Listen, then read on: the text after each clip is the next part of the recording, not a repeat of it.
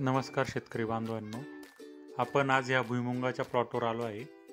तर ह्या प्लॉटवर हे शेतकरी रिकामा ड्रम फिरवत आहे. तर ते का फिरवत आहे हे आपण बघूया.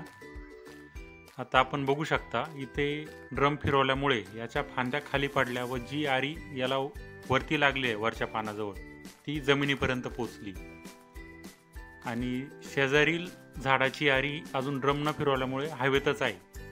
आता जेव्हा आपण ड्रम फिरू तेव्हा ही फांदी जमिनीकडे पडली जाईल आणि त्याची जी हवेत राहणारी आरी तिची शेंगेमध्ये निर्माण होईल.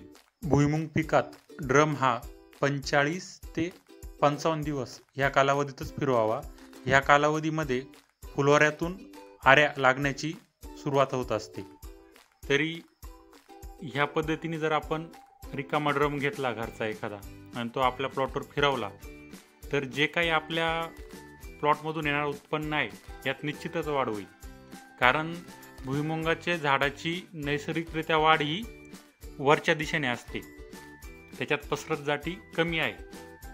तर ह्याच ज्या उभ्या वाढणाऱ्या जाती आहे यांची जर ड्रम फिरून आपण खाली पाडल्या तर त्याच्यामध्ये आऱ्यांची संख्या वाढते.